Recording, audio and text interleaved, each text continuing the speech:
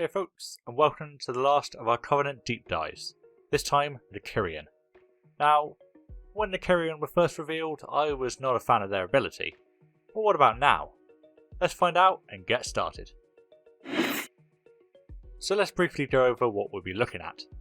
The signature or neutral ability, the class ability, the Soulbinds, before finally combining them together with our legendary and conduit knowledge to get some rough figures. Before that, we're going to touch on Moonfire and Sunfire buff again. Only briefly, but just to remind you that they had a roughly 100 DPS increase combined between testing, so just like with the Venthyr, these figures will be higher than the Necrolords and the Night Fae, so we will take this into account. Now, onto the signature. For the Kyrians, that means Summon Steward. That, as the name suggests, summons a Steward. These guys will start by giving you 3 vials of Serenity, and these will heal you for 20% of your health when used, and cleanse all poison, curses, diseases and bleeds. This has a 3-minute cooldown, and while we can cleanse poison and curses, as well as easily heal ourselves, the disease and bleeds is something new. Not to mention the minor benefits of not having to leave cat form to heal yourself or spend the mana. This one also comes with some other minor fun goodies. You can change the Stewards you summon, but each will have the same abilities. Namely, the ability to change your talents for free on a 4-hour cooldown, let you sell items to them, let you give party members a thumbs up, and play a little tune. A Kyrian signature is situational for sure, but it can be a lifesaver or it could do nothing. But what about their main ability, Kindred Spirits? It has changed a bit from early alpha, and honestly, reading the tooltip doesn't exactly explain how it works, so we will here instead. Kindred Spirits puts an hour buff on yourself and a friendly player, and it does not have to be a party member. This buff does nothing itself, but when you use Kindred Spirits again, it will empower both players for a short time on a minute cooldown. What this empowerment does depends on both players' roles. Now, you can use it on yourself, but this will simply just increase your healing, so no help for DPS, so we'll ignore it here. Now what about these role bonuses? For healers, including yourself, you'll replicate 30% of the healing you do to the other player. Since you are a healer, you are forced to take this buff. If you choose to buff a tank, when empowered, any damage that you take will instead be redirected towards the tank, a bit of it at least, and again, not useful for DPS. But what about empowering a DPS? This one used to simply give you intellect, but now it replicates 30% of the damage they deal as either damage, healing or absorbs for you. The thing is, how it does this is a bit unique. Since this is the only way that Kindred Spirits can give you damage though, we're going to have to use it for DPS. When used, they will spend 20 seconds giving you 30% of their damage as a buff. This damage sort of becomes a pool of numbers that you can eventually then use.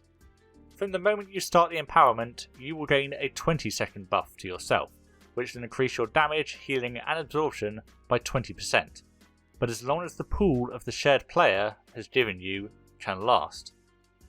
This may sound confusing, but really there is no way you'll be able to use up a DPS player's pool within that 20-second window, assuming you are not doing 2/3 of their damage, which you really shouldn't be.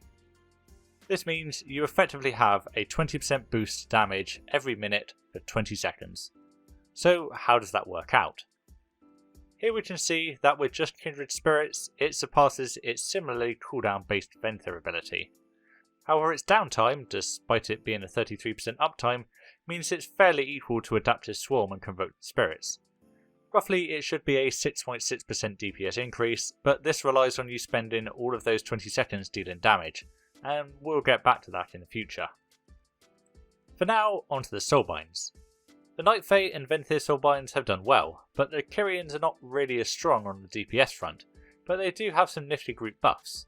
They just tend to favour health over damage.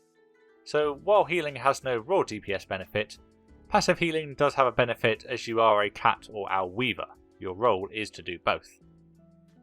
Starting with Pelagos, we have a versatility buff, getting stronger when you don't repeat abilities. Then we have the choice, a finesse with vials working as a hot, a defensive, that's a movement speed buff as well, and my choice, a potency with a reduced cooldown on the vial. Considering it's a potency and perhaps the most useful ability, a sure choice. Here goes in the Kyrian Conduit, which reduces the cooldown of Kindred Spirits empowerment by 10%. Next is a defensive buff before a choice of faster Steward services or a bag of goodies before Fury of the Skies, and then ending with either potency or finesse. I'd go finesse here for Born of the Wilds before ending with a mastery buff. Next up is Clear, who starts off with a buff to Vial with a finesse or a party health buff with a potency. I'd go potency here for Deep Allegiance, that's the Kyrian one. Next is Fury of the Skies before The Choice, a healing buff and third potency, a movement speed slow with defensive, or my choice, a crit buff when near allies or enemies, and finesse for Born of the Wilds. Lastly, a defensive, and then a shield or mount speed increase before an AoE heal whenever you and your allies crit 40 times. Last up is Forgelight Prime Mechanicos, I think I've said that correctly, who starts with 2 vial buffs, but really it's a case of finesse versus potency, so we will grab the potency and Deep Allegiance. Then it's defensive before we have The Choice, a haste buff when attacking a new enemy with a defensive, a stun when you're low on health with a finesse, or stun reduction with a potency. I'd go haste in the defensive here. The finesse one works too, for our second potency for Fury. Last up is the choice of durability or a shield after you take full damage, before Bronn, who I guess does what he says, knocking back enemies on arrival and who attacking and healing your targets. Not exactly the best grammar. I think Mechanicos falls off a bit, but Clear looks pretty solid, especially with her group buffs, even if they are defensive in nature. So with Clear sorted, loaded up with Circle of Life and Death, that's our best legendary, we'll look at 4 tests, 2 for Feral Affinity and 2 for Owlweaving, and then each of those having 10 global cooldowns a minute for one of them to simulate the more healing intensive times, and 30 global cooldowns for a bit more of a DPS focus. Because Kindred Spirits can be empowered every minute, it will be up quite a bit.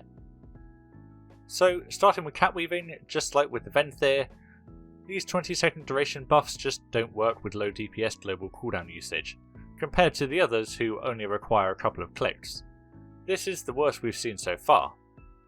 The moment we look at 30 globals, however, we see a massive leap and the best DPS so far. Now, I got the initial Kindred Spirits figures wrong slightly, so the DPS number is going to be a little high, but it's still ahead of the Venthyrs. The real bonus here isn't the Soulbinds. In fact, its Kindred Spirits bonus damage is all arcane, which means that Fury of the Skies applies its 3% damage buff to it. And there's another reason, but we'll talk about that after Balance Affinity. As is common by now, Balance Affinity pulls ahead when on low global cooldown usage thanks to Heart of the Wild, but again low output compared to the Necrolords and Night Fae. Moving up to the 30 globals, and it's not great compared to Feral, but still fairly good. So why is Catweaving Kyrian so good? Really, it's abusing the window. This scenario involves using a lot of global cooldowns during that DPS window and the numbers look good, but realistically, how often can you spend 20 seconds without having to heal every minute? There's also the possibility, of course, that after the buff to Moonfire and Sunfire, the 100 DPS gain, when you add in all the other mechanics added to it, is probably going to be slightly more than 100 DPS gained, which might go a little way to explaining why the Venthyr and Kyrian have been fairly good.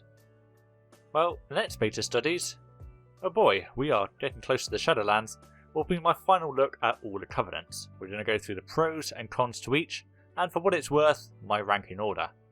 And then, finally, after all of that, a conclusion of Cat versus Owl. See you there, and thanks for watching.